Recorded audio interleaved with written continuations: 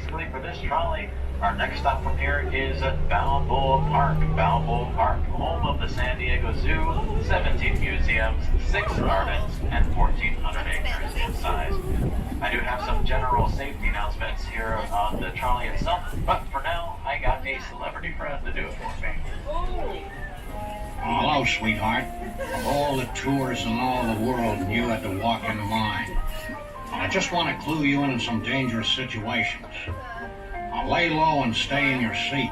And keep your mitts and mugs inside, see? Smoking is bad news, and so are dames and drinking, so don't mess with them. You may not believe me now or tomorrow, but someday, for the rest of your life, you'll know that I'm right. Alrighty, a special thank you to Humphrey Bogart for some wise words of wisdom. Sadly, not actually Humphrey himself, rather a well-known impressionist with the name Rich Little.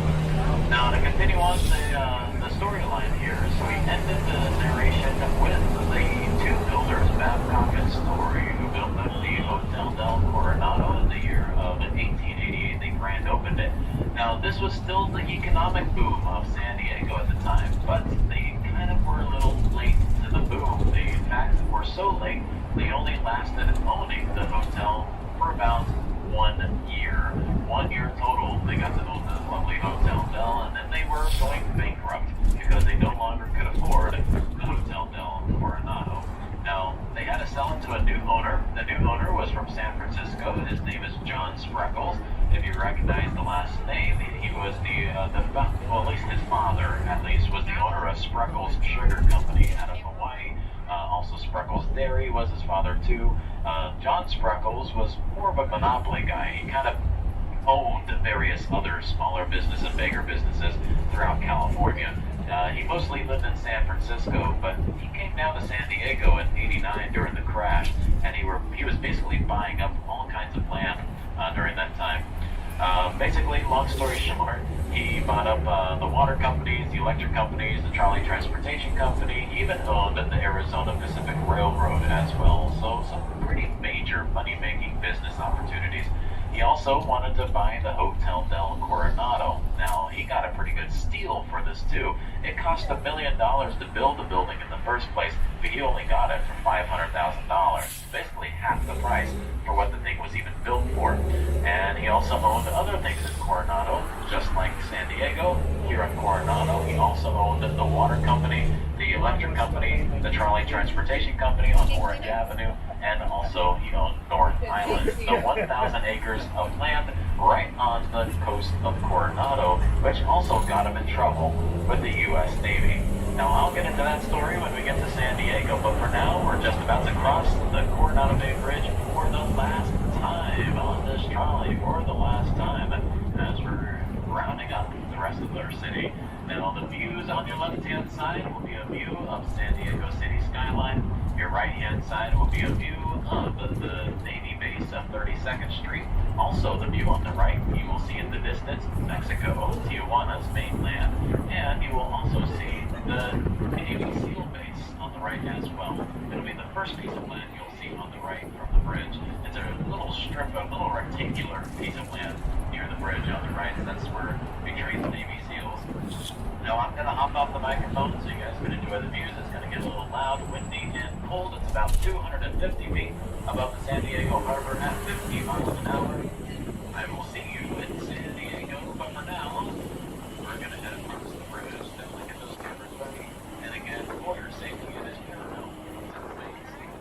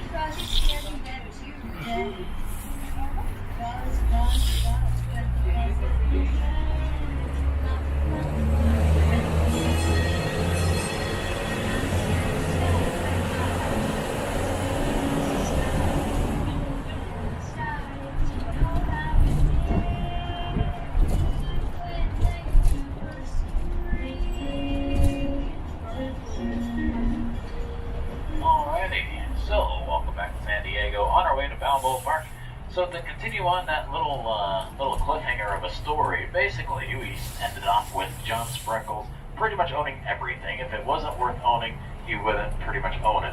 And so he bought a piece of land in Coronado, 1,000 acres in size, right on the water. It's called North Island, Coronado. Now in 1917, the U.S. Navy wanted to take it over as an official Navy base. Well, they found out in their financial records throughout the months that they were paying a fee every month to John Spreckles to own the land. Well, basically they're paying rent, and the Navy didn't like that very much. So instead of asking if they could buy it outright, they decided to send a letter to Spreckles stating they're taking it by eminent domain. Well, John Spreckles didn't like that very much, so he sent them a letter in response and said, well, I think what you meant to say is you're going to purchase my property for the worth of the land. It's $30,000 right now in 1917, so you can pay me every single penny, and you can now own the land if you want to. You don't steal property from the citizens of this country. And the Navy said, oh, that's cute. Yeah, we're taking the land. And so John Spreckles said, all right, that's fine. So I'm suing you. So he sued the Navy, took the Navy to court.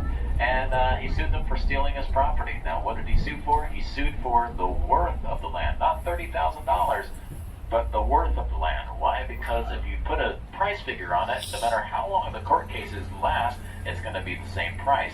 But we're talking about real estate here, waterfront property. So if the court cases take a long time, if you sue for the worth of the land, then it can rise in price or it can lower in price, depending on the time. So he sued for the worth of the land, and, well, long story short, the court case battles took 3 years until California Supreme Court finally sided in favor of John Spreckles.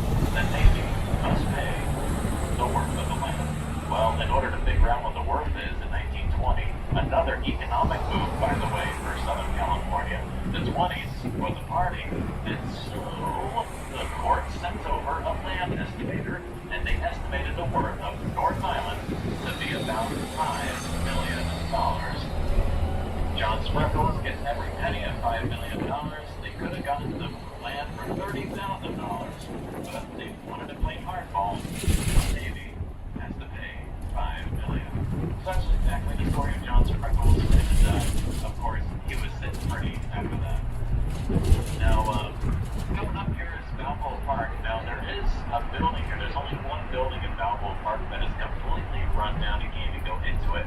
But the story behind it is rather funny and also interesting. You kind of can see it on your left-hand side. It's behind all the trees and grass and cars. It is a building that is all green in color. It is called the Starlight Bowl. It is an outdoor theater, and it was built in 1935. Now, the theater was built in this part of the park in order for people to enjoy, you can now see it better on your left, to enjoy musicals and productions of all kinds underneath the starlights of San Diego's night sky. It was a great idea, but why did they go bankrupt? Well, the location they built it in is underneath the flight path of Lindbergh Field Airport, and so airplanes would fly overhead very, very often. Now, in the 30s, 40s, and 50s, that's fine. You know, propeller planes weren't so loud. But in the late 50s, 60s, 70s, and well, now we got jet engines, so things are going to go a little downhill. Well, the theater closed very quickly, but the remaining couple of years that they had to deal with jet engines, they really tried their best to incorporate the airplane noise into their musicals to make it more entertaining rather than annoying. And it kind of worked for a few times, but it just got really just irritating after a while. What they did was they played a game of red light, green light, basically. They sent a crew member in the back of the audience with a light, kind of like the street lights here. It was yellow, green, and red, and so they would flash lights over towards the cast on stage. They would look out in the distance beyond the cast, or the audience, and they would see if it's a green light, yellow light, red light. Green light meant that there's no planes, you can continue performing. Yellow light meant there's an airplane coming, watch out. And a red light meant everyone paused. It was like someone pressed pause on a movie. Everyone froze on stage. In mid-sentence, mid-song, mid-step, mid-dance. You froze, and then you waited for the green light. And so if you went to go and see Oklahoma, it would have kind of sounded like this. Yellow light, red light,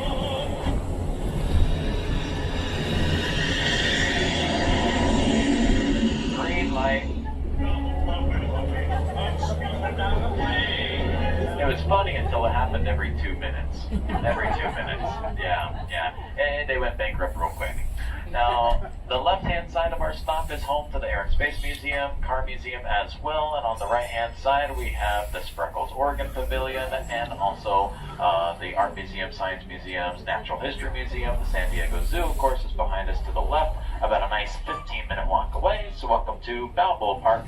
Last trolley will be at 4:20 p.m. 4:20 p.m. will be the last trolley for anyone that wants to hop off in Balboa Park. Once I